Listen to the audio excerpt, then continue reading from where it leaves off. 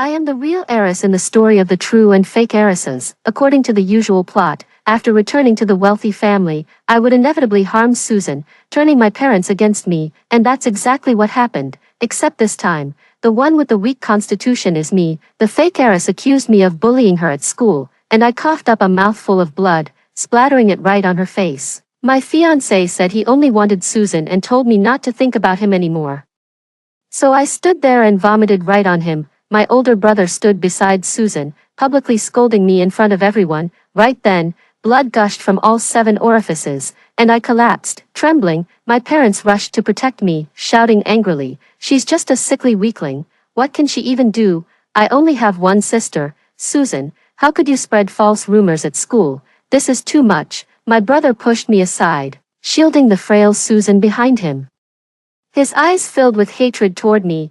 I am the real heiress in this true and fake heiress story. Standing before me are Susan and my own brother. While our parents stand by, unsure of what to do, Susan tried to rally others at school to ostracize me, but when the truth was exposed, she turned red with embarrassment and fled home immediately. I knew exactly what would happen at home before I even got back, and sure enough, as soon as I stepped through the door, it was like facing a tribunal.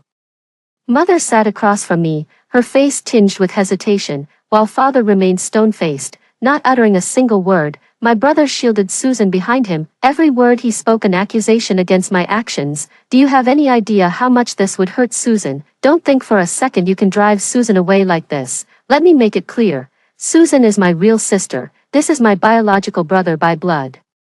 And I can't help but want to slam his head onto the table right then and there to show him why flowers are so red. Susan clutched her chest, trembling and unsteady, her eyes brimming with tears as she collapsed into my brother's arms. "I never meant to take sister's place. I'm so happy she's back. They're mom and dad.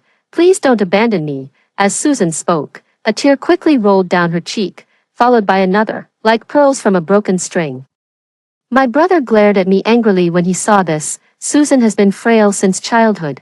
Can't you stop provoking her? She won't take anything from you. She just wants to stay in this family." If someone who had grown up deprived of love were standing here, they might have felt heartbroken or even lashed out in rage. Unfortunately for my brother and Susan, they were dealing with me. I took a step back and grabbed my mother's hand. Then a mouthful of old blood. I howled at the sky. Pfft.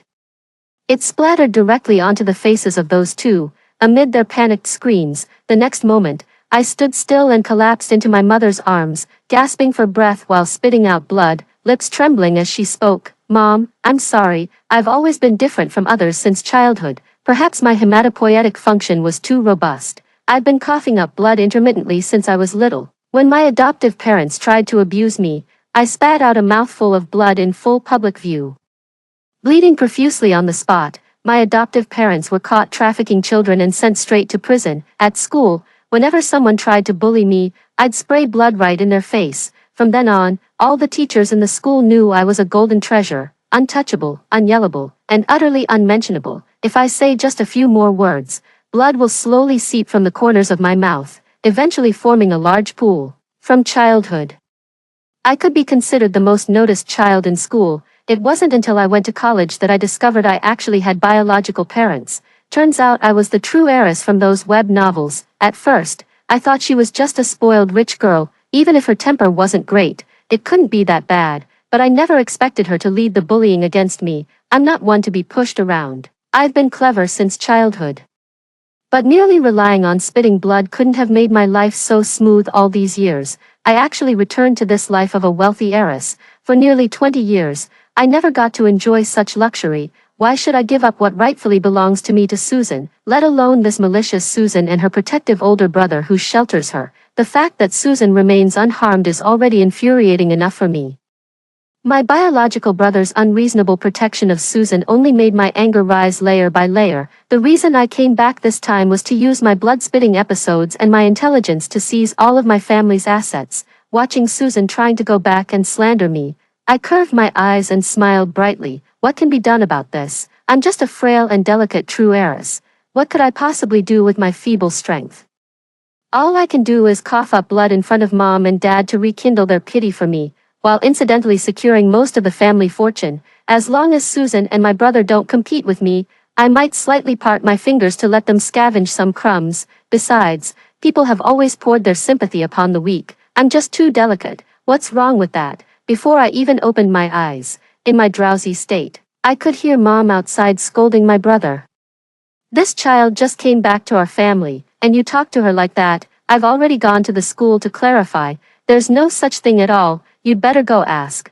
When she wakes up, you must apologize to her. Mom spoke while being evasive, and without even thinking. It was clear she had already checked the real situation at the school. My brother, unaware, seemed quite reluctant when it came to apologizing to me. Why should I? If it weren't for her, Susan wouldn't be so upset. I should be the one demanding she apologize to Susan. Their argument continued relentlessly. Weakly, I opened my eyes and called out with a parched throat, "Mommy." Just two simple words drew my mother's full attention to me. After a sip of water, I managed a feeble smile at my stubbornly furious brother. "It's okay, brother. It's all my fault. It's because I'm weak. I shouldn't have come back and disrupted the family." As these words left my lips, a trickle of blood seeped from the corner of my mouth. My eyes welled up with tears as I gazed tearfully at Mother. The next moment, Mother, who had always harbored a soft spot for me, quickly pulled me into her embrace. Meanwhile, Father, who had remained silent until then, abruptly dragged Brother out of the room. Even with the door closed, I could hear the sound of their heated argument. I smiled disdainfully in my mother's arms, leaving aside my recent return as the true heiress. Just considering the debt they owe me, my parents wouldn't have any dissatisfaction with me at the moment. Even if they show more concern for Susan, it's only because of the bond formed over many years. Affection isn't built in a day, but sympathy can be gained in an instant. I'm just a fragile person.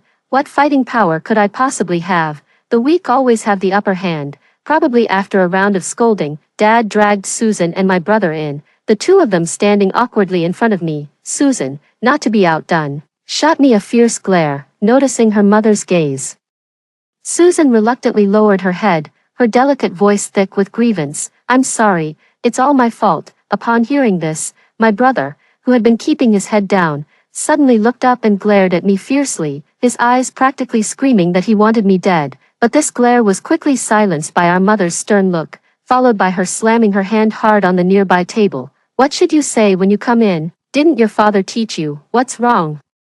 Is this how we've raised you all these years?" Only to see that rebellious brother lower his head resentfully, his tone filled with strong dissatisfaction. "I get it, I won't do it like this next time." There wasn't the slightest hint of an apology, just a lowered head that barely passed as an admission of fault. What a rebellious and unruly brother, truly cut from the same cloth. If it weren't for the family fortune, I'd absolutely smash your head in. Yet despite knowing full well he's currently the weaker party, he still dares to act so arrogantly. A glint flashes through my eyes. Brother's attitude instantly makes Dad, whose anger hadn't yet subsided, flush red with rage. I quickly grab Dad and use a tissue to wipe away the blood that had just trickled out. "Don't blame Brother. Maybe he cares too much about Sister Susan. It's okay. I have Mom and Dad, and I also want their attention. It's no big deal." Pretending to be weak, who doesn't know how to do that? At the orphanage, I was considered a favorite among many teachers. With their authority backing me, I've dealt with countless kids who dared to oppose me. Susan is clever enough to cling to Brother, but is he really the one in charge of this family? At home, it's clearly the father who holds the reins of power, but above him looms the mother. The parents are the true heads of this household. Especially in a wealthy family, what that represents is the sheer, naked power of money. With this attitude, my brother is practically declaring war on money itself. I am determined to inherit the entire family fortune. I would never be so foolish as to oppose money. That would be the height of stupidity. Love can also wax and wane, let alone the fact that I am the one who needs love the most. Hearing my words made my parents think I was such a good child. And my mother even hugged me tightly in her arms, comforting me repeatedly. "It's all right, it's all right. Mom will stand up for you. We absolutely cannot indulge your brother's behavior any longer." Dad, on the other hand, had a cold expression, his face full of frost. My previously defiant brother was suddenly grabbed by Dad. "Is this how you apologize? Didn't your school teachers teach you how to speak properly?" Susan stood beside her brother, hugging him tightly with tears streaming down her face. The two of them looked like they only had each other in the world, while I stood opposite them like a villain, obstructing their family reunion. "It's all my fault. This has nothing to do with my brother." "Dad, if you want to scold someone, scold me. It really has nothing to do with my brother, and I seemed like the culprit who tore their family apart, even getting glared at several times by Susan, who was in tears.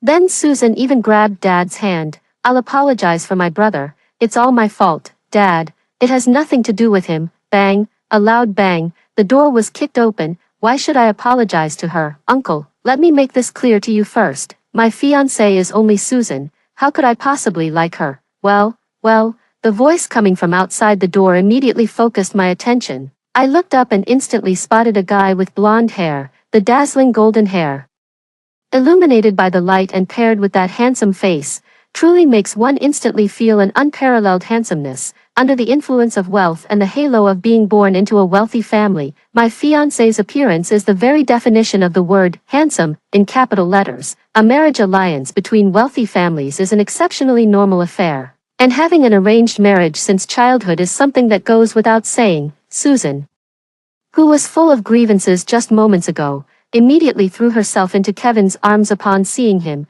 and that blonde guy even spoke directly to me. I won't even consider being with you. Susan is the only one I'll ever have as my fiancée. Uncle, aunt, how can this so-called precious daughter from who knows where compare to Susan, such a delusional narcissist, radiating an overwhelming aura of arrogance? Kevin suddenly leaned in, scrutinizing me for a moment before sneering with undisguised contempt and even disgust on his face. This little brat, she's not even half as good as Susan in any way. Are you sure you didn't mistake her for your daughter, uncle and aunt? Susan pretended to be surprised and said, Brother Kevin, don't say that, and I straightened up from my mother's embrace, covering my chest with one hand before opening my mouth.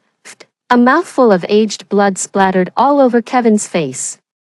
Serves him right for running his mouth. The same Kevin who had been acting so arrogantly in front of me just moments ago was now completely drenched in my spray of vintage blood. He probably didn't expect that someone could actually vomit blood on the spot. He likely never experienced in his life the sensation of being sprayed with blood. The thick, dense blood splattered directly onto Kevin's face, while Susan beside him let out a piercing scream. Meanwhile, I collapsed dizzily into my mother's arms, then grabbed her sleeve and whimpered pitifully, Mom, I don't like that blonde guy. As a straight-A student who wins this award every year, how could I possibly fall for some blonde dude? Besides, I already have all the family assets to myself. Why would I need a Kevin to share my wealth with? Not to mention he's just some arrogant, overconfident jerk. After saying this, I collapsed into my mom's arms. I could hear the commotion around me. The sound of Kevin being kicked out. I heard Susan completely lose her composure. If this matter has nothing to do with me, why should Dad drive me away? I won't go. Kevin is mine. My brother even said with extreme irritation, Kevin is Susan's. Did this person come back just to steal Susan's love? In just a short month, both of you have changed. You don't love Susan anymore, because of my weak constitution. The doctor advised me to avoid stimulating environments. Perhaps because my brother was too protective of Susan, his first reaction was to ask our father to transfer me to an outside facility for treatment. The result, our father ended up kicking both my brother and Susan out of the house. Father said in a deep voice, I've already investigated that matter at school. I don't even want to dwell on what exactly you said that day. Your brother can't see clearly, but I can. If you don't properly think this through, you'd better stay outside and cool off first. By the time I regained consciousness, everything had already been settled. I never imagined that the biggest adversary would be so effortlessly knocked out of the game in an instant. What surprised me even more was how my brother, raised in an elite family since childhood, could be so foolish. Did he really think I was here to steal Susan's affection? Please, where does love compare to money? Probably afraid I'd worry about my relationship with the other two, Mom said to me. Your brother can never get his head straight.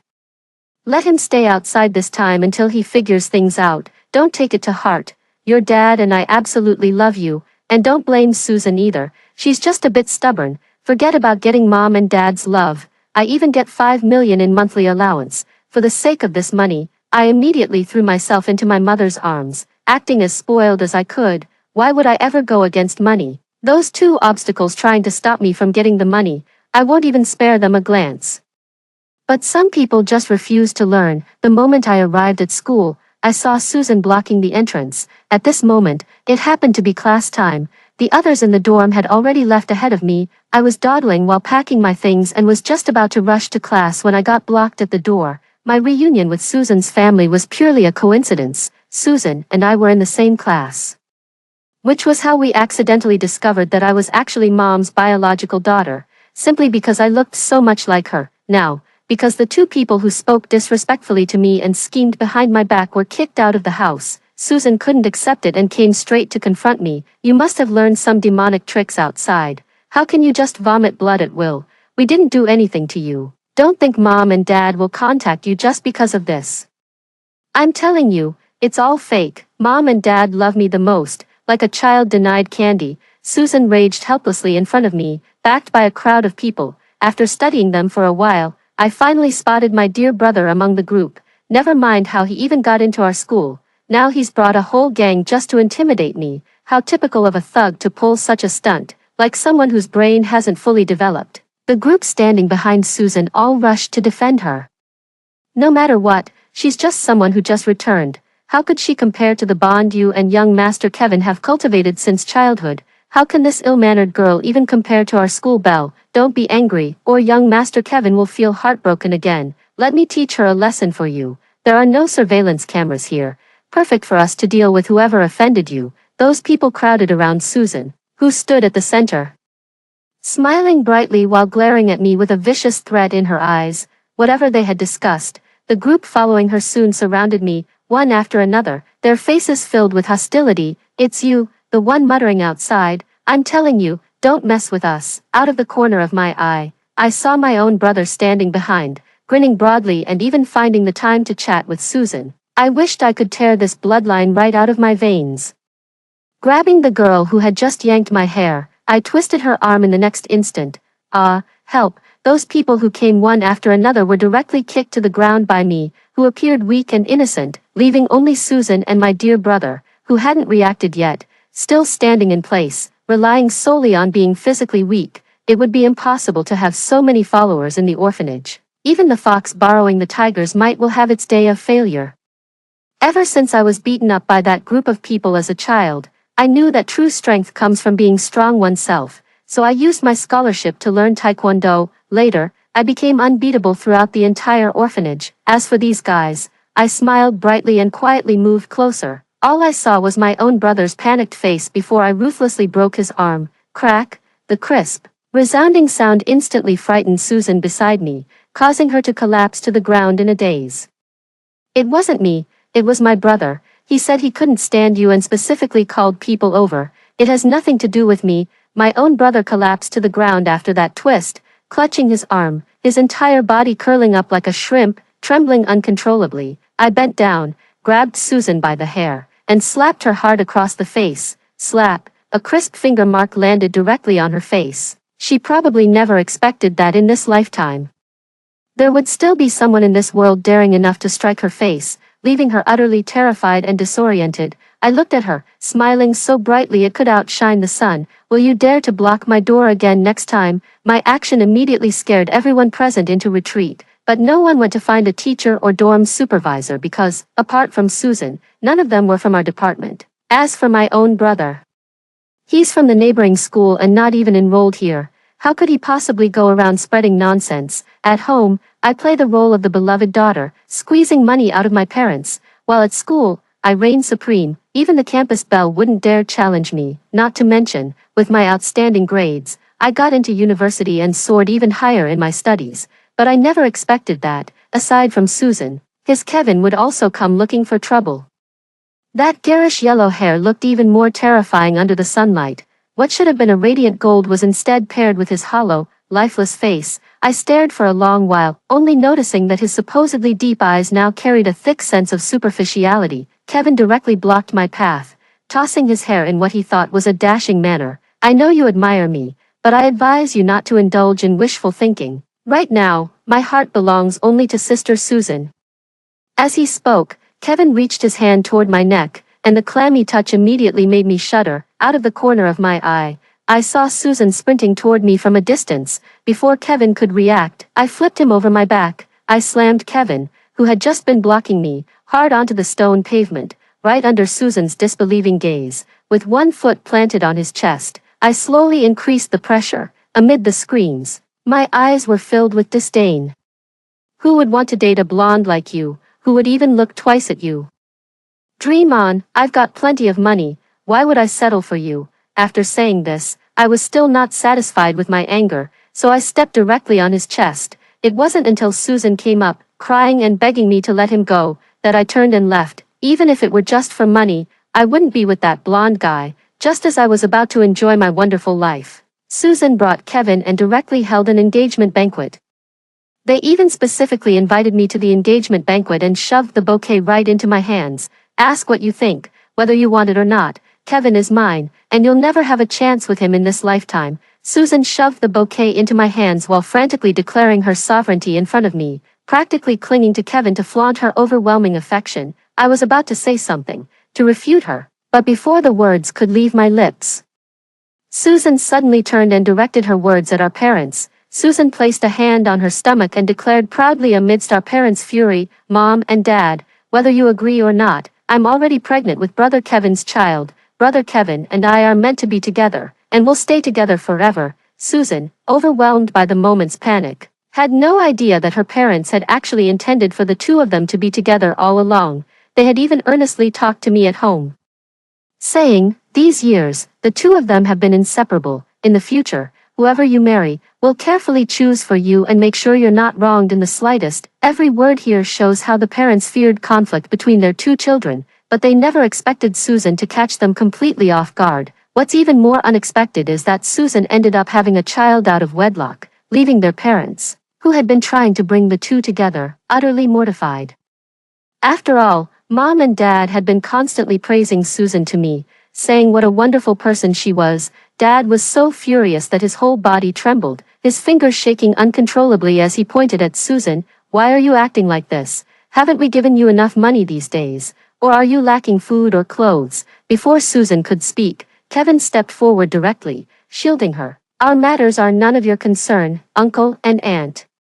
You should focus more on your precious biological daughter by your side. You're well aware of how much Susan has suffered these days." Like a hero descending from the heavens, he completely captured Susan's heart in an instant. Susan hugged Kevin, her eyes filled with affection. "You're the only one in this world who's ever been good to me. I've always known that, and I'll love you forever, along with our child." Then Susan turned a cold gaze toward her father, her tone resolute.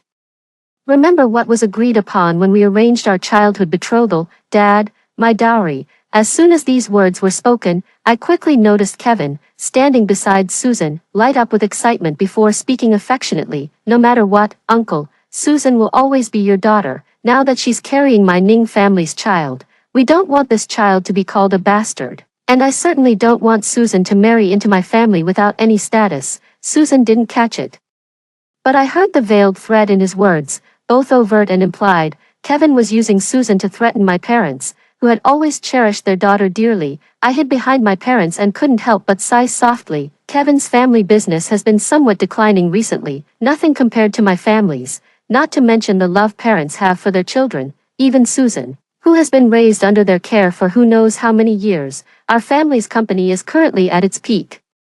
Choosing to provoke my parents now would be like cutting into future benefits. Given how much our parents currently dislike Kevin, won't the dowry end up being reduced? Just as I was sympathizing with Susan over her future inheritance, the next second I was directly surrounded and attacked. Before even seeing the person, their voice reached my ears from not far away. "That's the one who hit me." My brother covered his arm, which was wrapped in bandages, and rushed out angrily, pointing at me. Along with my brother, all those people I had beaten also gathered around, nodding in agreement. "It was this guy who beat us up. This person has been bullying Susan behind her back all the time." Facing the scolding in front of everyone, I took a step back, looking at my brother's broken arm with a dazed expression in my eyes. I shook my head, standing helplessly as I glanced at my parents, then lowered my head as tears streamed down my cheeks. How could I possibly fight back? There were so many of them, I was no match alone. As I spoke, my body trembled uncontrollably, as if terrified. Mother rushed forward in an instant, shielding me with her body, her eyes blazing with fury. Yet before she could speak, she was abruptly cut off by my brother's reckless words. "Mom, your son has been beaten to this state, and you don't even care. My arm is about to break. It's all because of this bitch, who somehow learned some tricks and dared to hit me." As he spoke, My brother grew increasingly furious, his face flushing red with anger, as if he had suffered an unbearable injustice. What kind of trash talk is this? How dare you speak about your sister like that? What exactly do you mean? Already humiliated by the public rebuttal, father trembled with rage. One incident after another pushed father, who had been sleeping poorly lately, into an uncontrollable fury at this moment. The brother, who had always played the role of the rebel, now pointed at his arm and openly proclaimed his stance before everyone. I don't know where this biological sister I picked up from outside learned such methods, but she actually broke my arm with her own hands. Uncles, you must see this, along with my brother's words. There were also flyers he somehow produced, scattering them all over the banquet. Picking up a flyer and looking at it, I found the entire content utterly ridiculous. Every word on it accused me, the true heiress, of how I treated Susan after returning home. It even listed so-called evidence in a seemingly logical manner. However, apart from being shoddy, this evidence only highlighted how they bullied me at school, spread rumors under the covers, and tried to unite others to bully me. I didn't feel the slightest panic, only a bit embarrassed. To get all the money, I had to endure it, suppressing the urge to hit someone as I silently asked, "Brother, where did I hit you?" Perhaps sensing the weakness in my response, my brother immediately became arrogant and said, "Wasn't it right in front of your dorm that you hit me?" I pretended to ask in disbelief, "What were you doing in our dorm room, brother? How could you have gotten beaten up?" At these words, my brother seemed to choke on his own words, unable to utter a single coherent sentence, only managing to stammer out one phrase. "The point is that you hit me, not that it happened in your dorm room. Don't try to twist the facts." I thought people from wealthy families had decent brains, not necessarily brilliant, but at least smart enough to keep evidence. Yet they knew to avoid surveillance when hitting someone but forgot to gather evidence when getting hit. The flyer was filled with accusations but lacked a single shred of proof. He didn't even notice how subtly I struck. Aside from my brother, who got the worst scare, even Susan's slap mark would fade completely within half an hour. Blocked by my words, everyone present sensed something was wrong, and my brother angrily pushed me away. "This is all your fault. How dare you justify yourself? If it weren't for you, I wouldn't have gotten hurt. You vicious woman, you even broke my hand." When my brother pushed me, I fell backward, and in the next moment, blood gushed from my eyes, nose, and mouth. In ancient times, there was the phenomenon of bleeding from all 7 orifices. Today, I vividly demonstrated it. Except for my ears, blood flowed from all my facial features, like a scene from a horror movie. The brother was so frightened that he screamed and stumbled backward. What should have been a joyous engagement banquet instantly turned into a murder scene. Oh my God, did someone just get killed on the spot?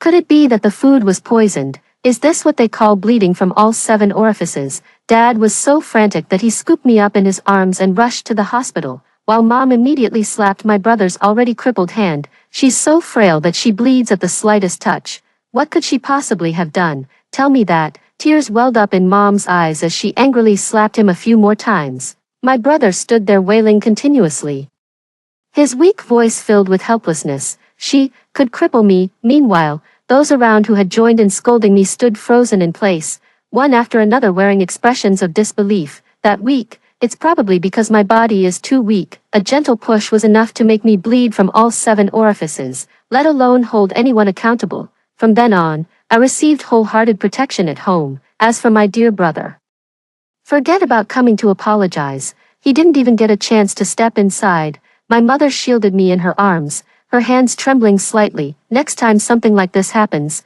just come home, don't stay outside. If you have a major hemorrhage, you could lose your life." I, who had been recklessly spitting blood without a care, felt the warm and passionate embrace of my mother, and for a moment, I didn't dare to act out. Susan, utterly immersed in love, flaunted her authority with her big belly, but little did she know that within a few months, the child inside her would meet with an accident. I heard it right at home, the news that Susan had miscarried due to extreme agitation. Upon closer inquiry, I learned that that scoundrel Kevin had been out carousing, and when caught, he had the audacity to act unrepentant. "You're just a fake. The fact that I only scolded you shows how patient I am.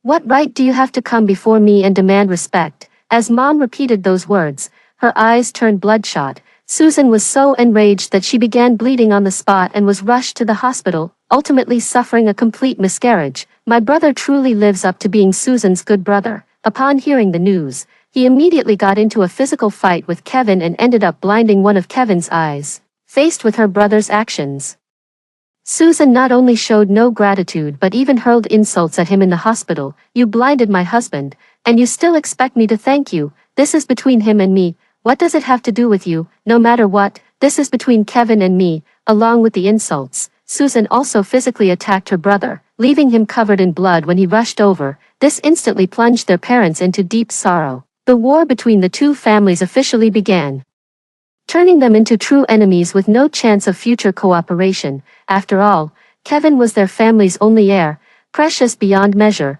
Now that he had lost an eye, how could his parents not be furious? Susan tried to win Kevin over with love, but he responded with domestic violence, and she was scorned by her in-laws. In the end, Kevin even sought out many young and beautiful women outside. Rumor had it that one of them bore some resemblance to me, which only fueled Susan's growing rage. However, when I heard the news, I secretly tampered with their company's orders, making them thoroughly realize that finding a substitute isn't so easy. My brother ended up in prison for assault, earning a pair of silver bracelets and a delightful prison sentence. Faced with this sudden opportunity, I comforted my disheartened parents while stepping into the company, gazing at the view from the high-rise. I couldn't help but sigh softly. I didn't expect it either. Happiness came so suddenly. Inheriting most of the family fortune in an instant, due to my frail health, Mother no longer dared to focus too much on my brother and poured all her attention into me. To ensure our family line would continue, Father devoted himself wholeheartedly to mentoring me, hoping I could uphold the family's honor and leave some financial security for my brother to live on. When I met Susan on the street again, I still saw her following behind Kevin, but the arrogance she had when we first met was gone. When she saw me, she dodged and avoided eye contact, yet couldn't hide the resentment in her heart. "If it weren't for you, my life wouldn't have turned out like this." I stood there watching her righteous indignation, feeling somewhat surprised. I did nothing the whole way except spit a few mouthfuls of blood to win my parents' sympathy, and then fought back when they provoked me in the end. How could this matter still be dragged onto me? Perhaps my astonished gaze was too obvious. Making her uncomfortable, she viciously threw a sentence at me: "Just you wait, I'll never let you off the hook." Then she quickly ran away. Watching her decisive figure, I thought she probably forgot about the brother who once protected her in prison. The last I heard of her was that she was constantly fighting against mistresses, and in the end, she lost her second child in an accident, driving her into madness. As for her beloved Kevin, she used a pair of scissors to cut off his thing below, and he ended up in prison, keeping her brother company. And I passed her by, the road ahead smooth and bathed in radiant light. After hearing the first story above, what are your thoughts? Feel free to share your opinions in the comments section. Next, there is another similar story. Let's continue to see. I'm a fake heiress. I took the place of the real young master. On the very first day the real young master returned, he coldly forced our parents to kick me out. But who would have thought that upon seeing me, the real young master would drop to his knees before me? He tilted his head back and cried like a boiling kettle, "Baby, I finally found you." The whole family exchanged glances, and I shuddered. This real young master, why does he look like my ex-boyfriend whom I dumped, looking exactly the same? When Grandpa called to tell me I wasn't biologically part of the Smith family, I had just bought a $6 million phoenix tail brooch and was planning to show it to my parents when I got home. After hearing Grandpa's words, my brain completely shut down. "So, that real young master has already settled in at home," Grandpa sighed, his tone laced with pity. "I've met that kid. He's a cunning, scheming little snake. With your brains, you can't win against him." As expected of my grandpa, straight to the heart, and it stings, I hung up the phone and floored the accelerator. Rushing home, Lucy opened the door, saw it was me, and quickly blocked my way, her face full of hesitation. "Miss, why are you back so soon?" I listened to the cheerful conversation in the living room. Amidst it all, my mother's satisfied laughter could be heard. My heart sank instantly. Coming from a high-ranking official family, the family placed extreme importance on bloodline.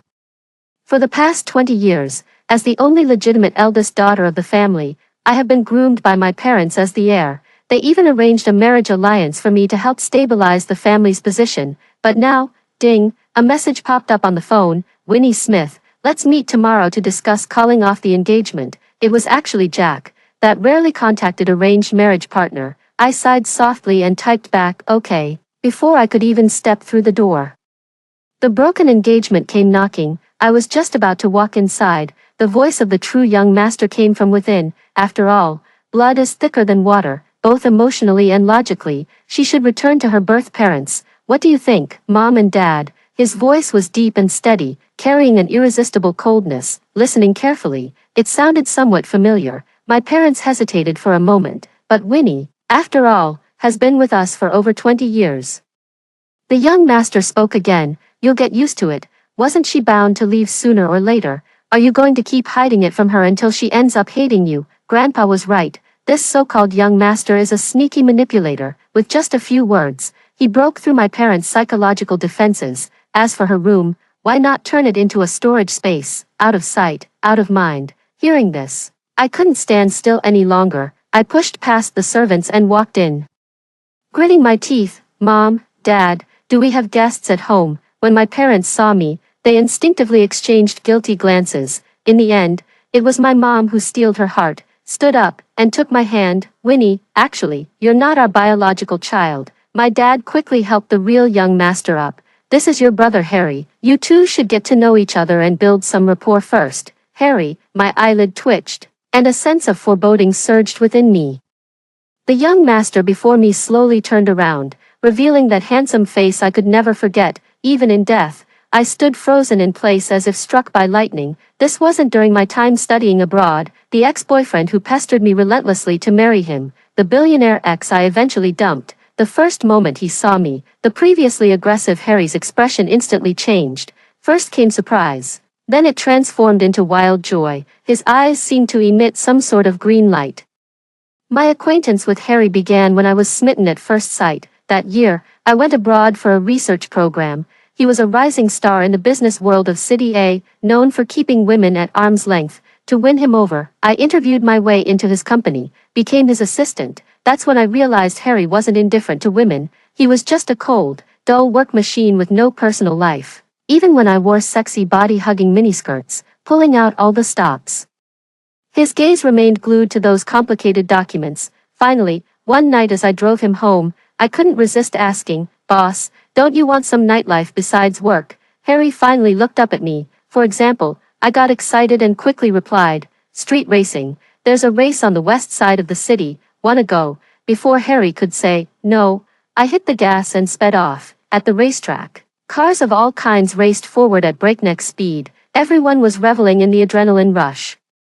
I stepped out of the car in a pink bodycon miniskirt and towering stilettos, locking eyes with Harry inside the vehicle. "How does it feel, boss?" Harry stepped out of the car with restraint and draped his coat over me. "Not bad." His words were as cool as ever, but his eyes burned with intensity. What followed was only natural. We would meet on weekends to race cars. We kissed before a sea of roses. Everything was perfect. Until he knelt before me with the ring and the company transfer agreement. Only then did I realize I'd gone too far. Damn, that dog of a man is actually a love-struck fool. It was just for fun. Why did you take it seriously? Scared me into leaving a single comment. I'm done. Booked a flight ticket overnight and flew back home. As my vision cleared, I stared at Harry before me with a complicated expression. I had long known he was my parents' biological son. I'd rather die than flirt with him again. Harry stared straight at me with piercing eyes. My lips twitched as I instinctively stepped back. Honestly, I'd rather deal with a complete stranger than my ex-boyfriend. Having made up my mind, I pretended to be understanding. "Mom, Dad, my brother is right. I should move out for a while. It'll give you a chance to bond." My mom and Harry spoke at the same time. "No." Harry's voice was urgent as he stepped forward to grab my hand. "Baby, hotels these days are very unsanitary, and it's not safe outside either. Your body is prone to allergies. What would I do if something happened to you?" He rambled on, leaving my parents utterly bewildered. I shot him a glare and gave him a fierce look. Only then did Harry calm down. He cleared his throat with restraint, signaling for my mom to speak first. My mom opened her mouth, only to find Harry had already said everything. For a long while, she managed to squeeze out a sentence. "Yeah, home is still the most comfortable," I teased. "Come on. I can't possibly sleep in the storage room, can I?" Harry's pupils contracted. His face was deathly pale, looking as if he might shatter at any moment. "Baby, that's not what I meant. I wanted to sleep in the storage room. It's small and feels safe. I really like it." Mom and Dad were bewildered. What's gotten into this kid? Talking nonsense all of a sudden, as the atmosphere grew tense, Lucy made a quick decision. She grabbed the things Harry had brought and dashed upstairs. I'll go tidy up the storage room for the young master right now. I massaged my temples with a sigh and called out to stop Lucy. Clean up the third bedroom upstairs. Harry always liked the bright and sunny bedroom. Sure enough, Harry immediately recognized it was my instruction, joyfully snatching the luggage from Lucy. He dashed upstairs to tidy up his things. Seeing this, my parents both breathed a sigh of relief. They pulled me to sit on the sofa. My mom said that she and my biological parents had given birth on the same day back then. Afterwards, they were placed in the same maternity ward. The nurse made a mistake and switched the babies. She also said my biological parents weren't well off. Winnie, Harry had a tough life before and lacked exposure. Please be understanding. I was completely shocked. Wait. Who's poor? His overseas net worth has reached hundreds of billions. It suddenly occurred to me, although Harry always wears an icy expression, but in the Vanity Fair, one must speak the language of men to men and the language of ghosts to ghosts. For a while, I kept calling him an iceberg and a big green T behind his back. It seems he was just playing the victim to deceive our parents, all to drive the fake heiress out faster. But little did I know, I was that fake heiress, lying in bed at night. Harry's face kept flashing through my mind. Just then, the door creaked open slightly. Harry sneaked in with a washboard in hand, then plopped down to kneel on it before me. My lips twitched as I got up to pull him to his feet. What are you doing? The usually stern man was crying like a 200-pound child. Baby, I was wrong. I repent. Baby, please don't leave me again. I don't want any family property. I'm willing to do anything for you. I sighed helplessly. How come after a year? He's still the same damn way. I covered his voice that sounded like a boiling kettle. Are you really my parents' son? Harry naturally took hold of my hand. Yes, but when I asked about my biological parents, he avoided eye contact and only said one sentence in the end. Baby, although your parents are both vendors, they're not as simple as they appear on the surface. But when I pressed further, he refused to say more. Feeling somewhat irritated, I took the opportunity to push him out the door. A man and a woman alone in a room at night. What kind of behavior is this? Harry left reluctantly, turning back every few steps. He was gone, but I couldn't sleep all night. The next day, I drove to the restaurant where I had arranged to meet Jack. The first thing Jack said when he saw me was to call off the engagement. I agreed without hesitation. It was just an arranged marriage anyway, with no real feelings involved. Yet when I agreed, he looked at me with pity. Winnie Smith. There's no need for you to be upset. After all, given my status, you're simply out of your league now. I couldn't be bothered with him and got up to leave, Jack added, but my mom said she wouldn't mind you being the second wife. Damn it, I rubbed my sore knee where I had bumped it. Your mom is pretty open-minded. Huh? Jack flicked his hair back and flashed a greasy, smirking grin. He was about to continue speaking when his gaze shifted to something behind me.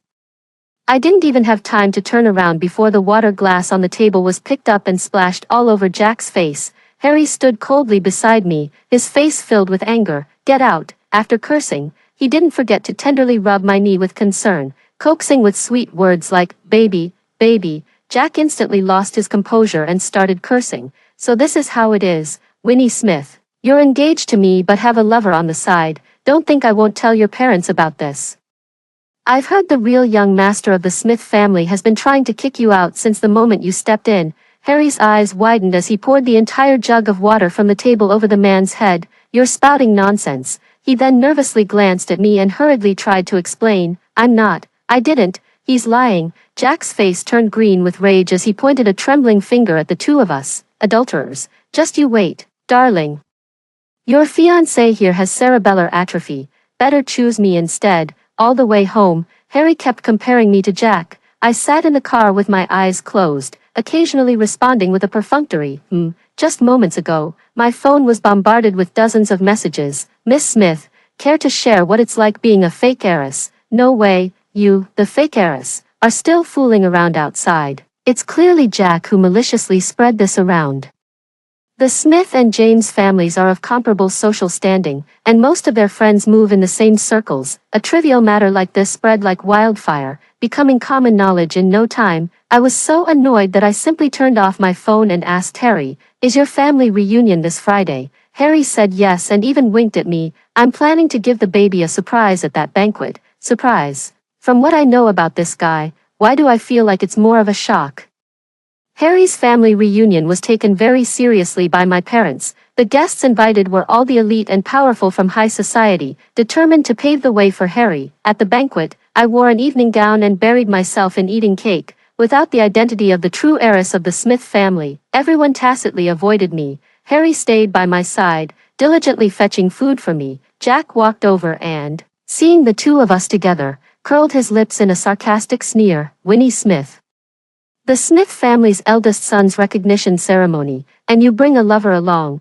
Aren't you ashamed? His voice was loud. It drew the attention of many onlookers who had been secretly watching the drama, their gazes now fixed on me and Harry. Harry leisurely wiped the corner of my mouth. Not a lover, but a legitimate husband. The surrounding people gasped in shock. Jack even widened his eyes, his face turning red with suppressed emotion. Marry me, then openly cheat on me. Just you wait. When the Smith family's young master comes out, I'll make sure he throws you all out. Harry gave him a polite nod, then turned around and called him an idiot. Suddenly, a commotion erupted not far away. My parents walked toward us through the crowd. Harry, Winnie, come here quickly. Harry and I obediently walked over. At this moment, the onlookers faintly sensed that something was amiss. Then, my father, beaming with joy, pointed at Harry and introduced him. This is my Smith family's son, Harry. And my daughter, Winnie Smith. The onlookers were petrified. Jack was stunned. He pointed at us in disbelief, full of shock and confusion. After my father finished speaking, he handed the microphone to Harry. Harry gave a brief introduction with an indifferent expression. Then his face softened. I want to announce a decision in front of everyone. I renounce my position as the heir of the Smith family. Instantly, the hall fell into dead silence, with the only legitimate son of the Smith family stepping down. Who else could inherit the family business? All eyes were fixed on me. My parents were stunned. I was stunned too. I reached out to tug at him, whispering softly, "Are you out of your mind? The Smith family could be a great help in breaking into the domestic market for you." Harry, however, looked completely indifferent. "The only reason I planned to enter the domestic market was to find you."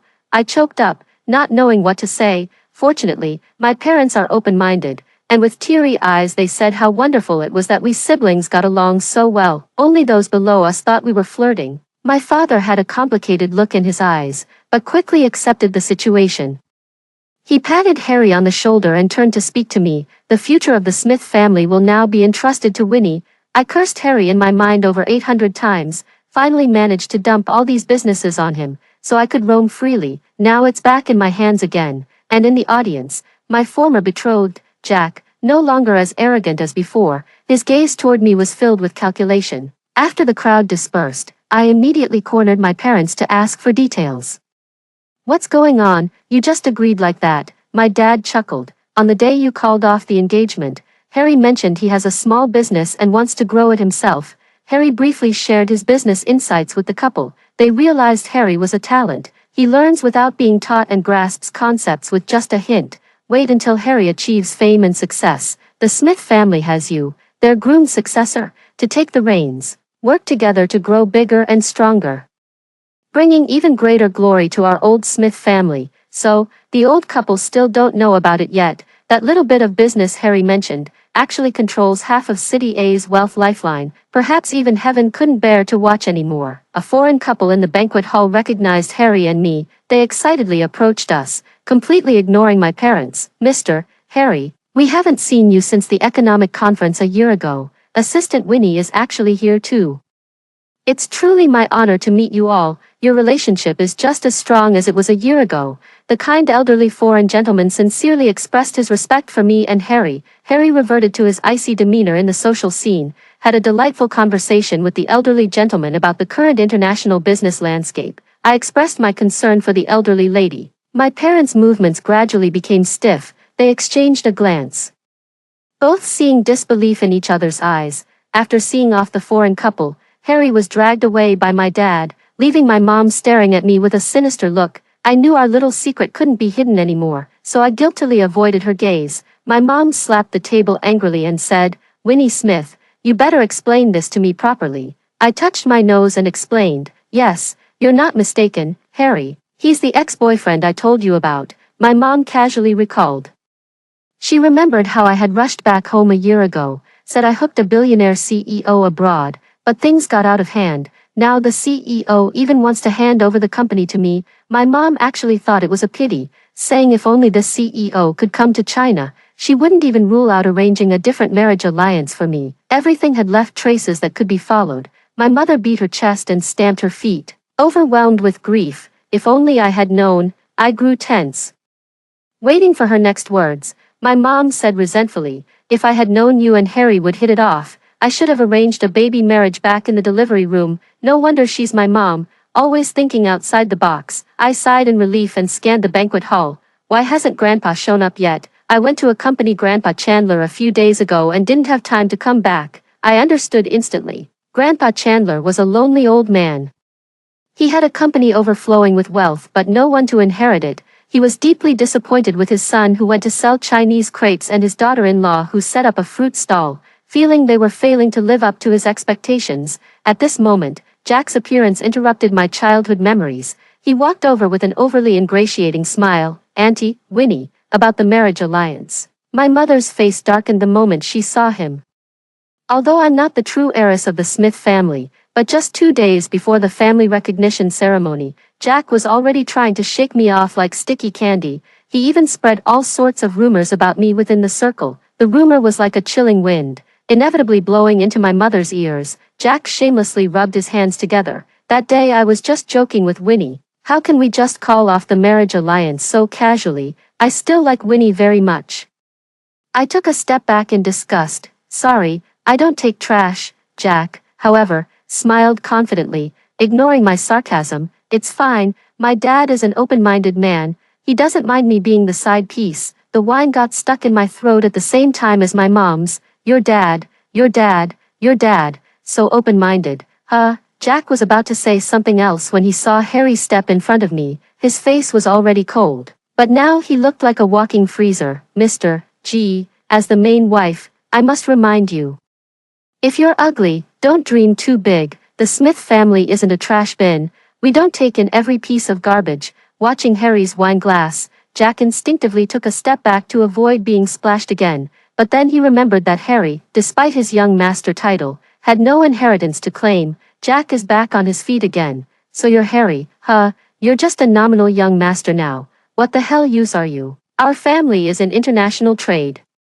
What capital do you have to compete with me? My mother looked at him as if he were an idiot. She couldn't regret more about the marriage alliance with the G family back then. As the atmosphere grew tense, Jack's father straightened his back and walked over. Upon hearing his own son was being bullied, he immediately came to protect him, but before he could speak, he caught a glimpse of Harry and instantly paled. Mr. Harry, Jack's father looked as if he'd seen a ghost. His eyes scanning Harry up and down, then, pressing Jack's head down, he bowed deeply to Harry. I deeply apologize for my son's rude behavior. I'll go back and discipline him immediately. Please don't take it to heart, Mr. Harry. With that, Jack's father grabbed Jack by the ear and yanked him outside forcefully. Jack let out a scream like a pig being slaughtered. Dad, isn't our family supposed to be powerful? Let me settle this with him once and for all. The furious voice of Jack's father echoed from afar. Damn you, kid. Are you trying to bankrupt our family's overseas business? This incident instantly made Harry famous. None of these aristocratic families are fools. Through the pig-slaughtering-like conversation between Jack and Jack's father, one could also guess that Harry had even larger overseas businesses behind him. At this, they gnashed their teeth with envy, biting their handkerchiefs.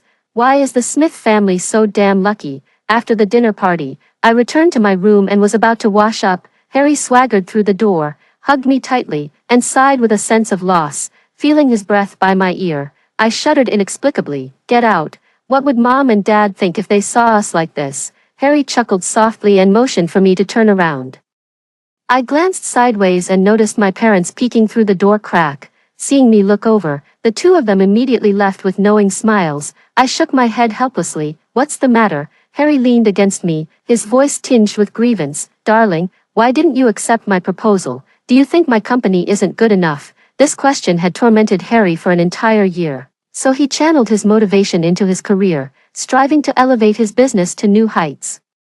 I'm at a loss for words. how can I possibly say I just lust after your body? No, after all, I had a fiancé at the time. Harry's eyes turned red, his face twisted with jealousy. I'll finish off that bastard surnamed James right now. What's so great about him that my wife keeps thinking about him? Is he really trying to take my place as the side piece? At this thought, Harry went even crazier. I quickly grabbed him and decided to lay all my cards on the table. I just want your body, not marriage.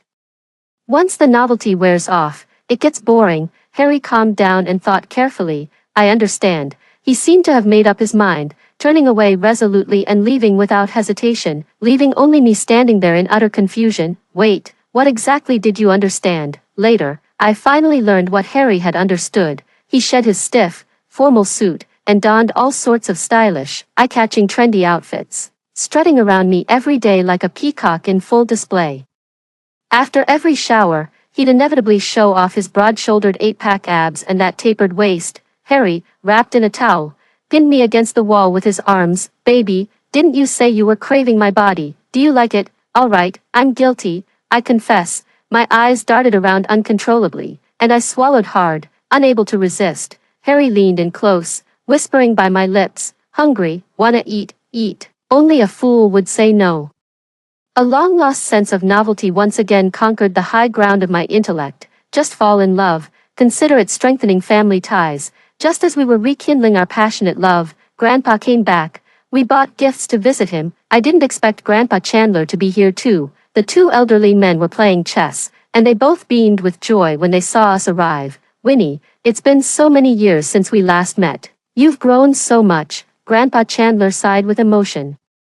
Then turned his gaze to Harry. So this is the young man we just recognized. He's indeed handsome and dashing. After saying this, the old man spoke to Grandpa with evident envy. Now you have both a grandson and a granddaughter, you lucky old man. Grandpa lifted his head proudly and asked Harry with concern, how are Winnie's parents doing? Harry, at this point, I'm a bit curious too. You told me before that her parents were vendors. Harry didn't argue, just patted my head before speaking.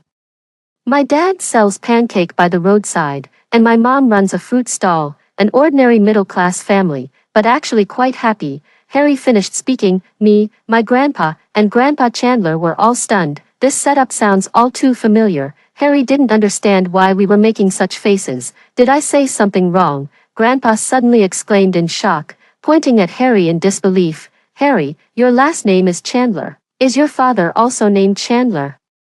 Harry's big eyes showed big confusion. No, why wouldn't he be? Grandpa Chandler, usually so composed, was trembling with his hands shaking. Child, is your father's name Austin Chandler? Harry's pupils constricted sharply. His mind raced as he saw the old man's eyes grow moist before him, instantly understood what was going on. Harry couldn't help but chuckle softly. The world really is small. Grandfather Chandler's voice was hoarse, his hands trembling unsteadily. So Winnie is actually...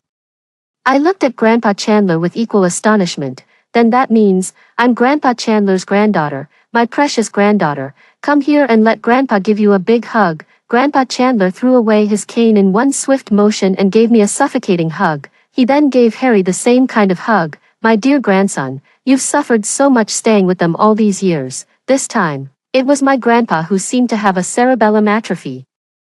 The grandfather snapped back to reality and angrily used his cane to separate the two sides. You old geezer, these are my grandchildren. The two grandfathers started arguing over whose grandchildren they were. Their quarrel lasted a full half hour, shaking hands to make peace, yet still feeling somewhat unconvinced. Grandfather Chandler looked at us with affectionate pity. I'll host a banquet tomorrow to announce to the world that the Chandler family has a worthy successor. After saying this, Grandfather Chandler once again thought of his son and daughter-in-law. He leaned on his cane with a cold expression, asking awkwardly, Harry, how are they doing now? Harry lowered his eyes, gathering his thoughts before speaking. They died in a car accident when I was 6. Harry never told me about this. I looked at him in shock. The parents I'd never met brought a bitter ache to my heart. After a long silence, Grandpa Chandler asked quietly, died in a car accident?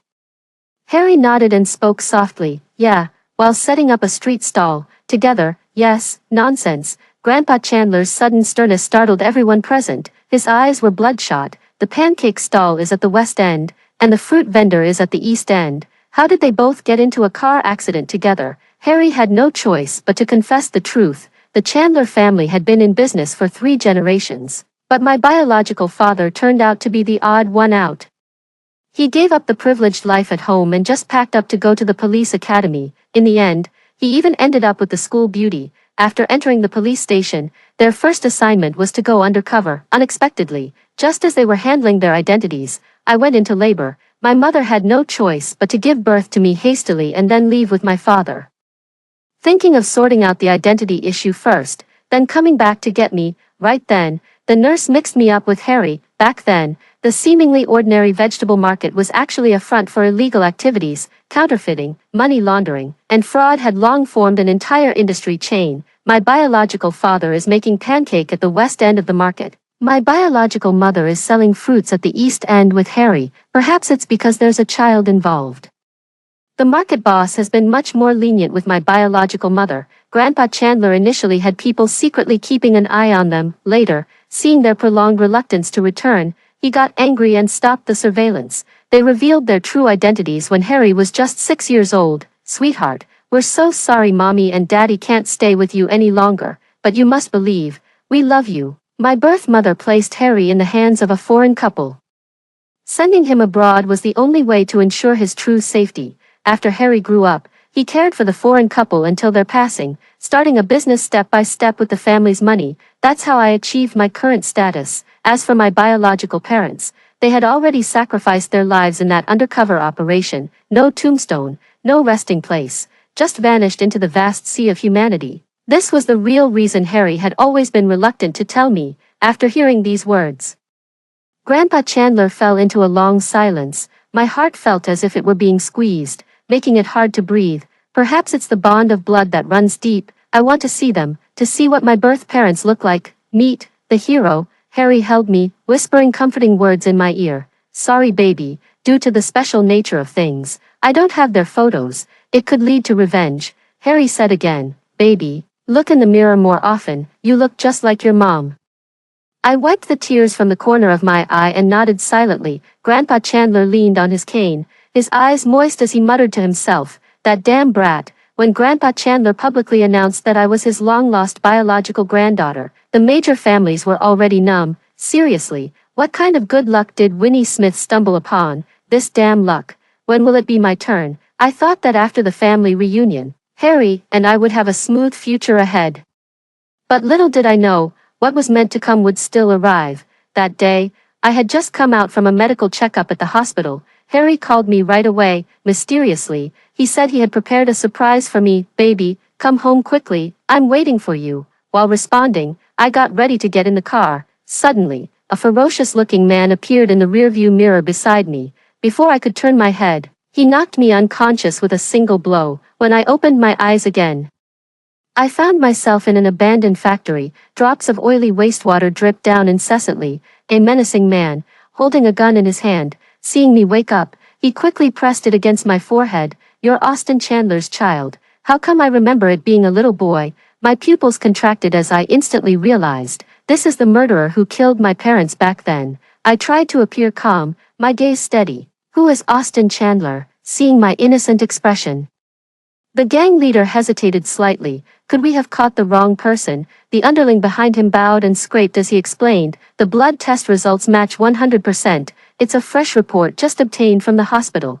There's no mistake, the crime boss sneered, his gaze toward me growing increasingly icy. At that very moment, my phone rang. The chat interface showed Harry, and the gang leader answered. Your boyfriend really loves you, huh? When I asked for 6 million. He didn't hesitate to go get it. He abruptly hung up Harry's call, crouched down, and glared at me fiercely. Kid, I advise you not to play any tricks. Your parents took out so many of my brothers. Once I get the money, none of you will live. My heart sank heavily. I pretended not to care, eyeing him with feigned curiosity. Before that, may I ask you some questions? Don't worry, I just want to die with clarity. Under the gang leader's gaze, I wriggled my hands tied behind the chair, signaling my inability to escape. His gun was still pressed against my forehead, though his tone had softened somewhat. Fine, ask away. Where did you get my blood sample from? The crime boss looked at me with disdain. Where did you get your physical exam? I understood then. Apparently, there was collusion between the hospital and them. keeping my composure, I continued to chat with him. I heard that fight back then was pretty intense. May I hear the heroic tale of how you survived? The gang leader was taken aback for a moment, then the corners of his mouth curled up. No need to praise me like that. Well, since you're about to die anyway, I might as well tell you. He spun my chair around and gestured for me to look at the village beneath the cracked glass. See it? I can finally pinpoint my location. It's in the remote suburbs, 100 miles from downtown. This place is sparsely populated with wide roads. I used to race here with friends all the time. The location is excellent. I continued to feign confusion and went along with his words. Saw, a village. The gang leader looked proud. That's right, I'd been hiding here ever since I escaped.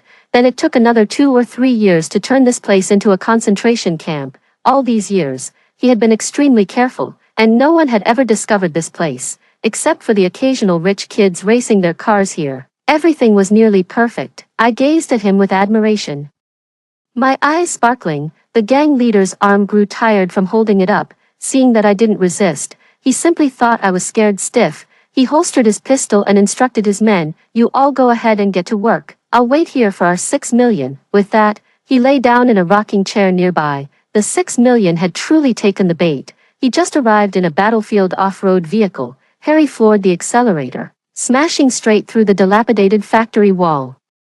Before the crime boss could react, the vehicle sent him flying. Good, I'm not too late. Harry took the sharp knife and instantly cut through the ropes binding me, then pulled me into the car. In the car, I quickly asked, "Did you call the police?" Harry maneuvered the car, smashing straight through another wall of the factory. Of course, they're waiting outside. Baby, how did you get them to let their guard down? I briefly explained the process. That hospital where we went for the checkup today, and the villages around here, they all have their people. Harry's gaze gradually turned cold as he reported one by one into the walkie-talkie. The car moved swiftly, and suddenly I saw the crime boss getting into a vehicle, fleeing in the opposite direction. Harry, do you see that group of rich kids up ahead? Harry nodded. Park there, I'm gonna jack one of their cars for fun. It's been ages since I've gone for a spin. Say what you will, but when it comes to the terrain, no one knows it better than me. Harry, just like in City A, let's see who can intercept that crime boss first. You're on. I intercepted a flashy sports car. The rich kid next to me recognized me and started yelling excitedly. I need to borrow your car. Oh, and by the way, the cops are coming to check for street racing. Better run. The rich kids gave me a grateful look, hopped in their cars, and sped off. I floored the accelerator. 600 miles per hour is the car's limit, not mine. The speeding sports car shot off like an arrow from a bow, racing away in the opposite direction of the crime boss. At the same time, Harry also gave chase to the crime boss at full speed. Boss, someone's chasing us from behind. What should we do? The gang leader frantically wiped his sweat, his face turning red with tension. Then fucking step on it. But there's a speeding sports car coming straight at us. We're about to crash. The gang leader was startled and instinctively crouched down, covering his head. Get out of the way. The underling jerked the steering wheel, causing the car to veer off course and plunge straight into a ditch. Harry and I slammed on the brakes simultaneously, and the sports car spewed billowing white smoke from the intense friction. Not too much, not too little. It stopped just 1 centimeter away from the front of the car. Awesome. I flipped my hair as I got out of the car and walked over to Harry with a proud stride, facing the sunset and the white mist. After every high-speed race in City A, with adrenaline rushing through our veins, we'd embrace and kiss each other. When the long kiss finally ended, Harry pulled a diamond ring from his pocket. Darling, though the timing might not be perfect, I want to seize this moment to propose to you. Please don't say no. Okay, I pretended to be hesitant. Let me think about it. Harry looked dejected. I've made up my mind. I agree. I raised my hand, signaling for him to put it on me. Harry's gaze was piercing. Eagerly, he placed the diamond on me. He added, "Don't forget to go back and sign the gift agreement for my overseas company. Get lost. Are you trying to work me to death?" I heard the crime boss drank a lot of dirty water from the ditch when he was arrested. He started vomiting the moment they fished him out. Because of the cliches I used at the time, both the hospital and the village were sealed off. The police officers, afraid they might have missed anyone, conducted a citywide sweep. I finally got to see what my biological parents looked like. They were sealed away in a file folder. 2 figures in police uniforms, as if piercing through time, smiled warmly at me. "Baby, It's time to go home. Behind me, Harry called out softly. I gave a non-committal, turn around and embrace your future. After hearing the two stories above, what are your thoughts? Feel free to share your opinions in the comments section. Looking forward to hearing from you. If you liked this story, don't forget to like it, share it, and subscribe to my channel. See you next time.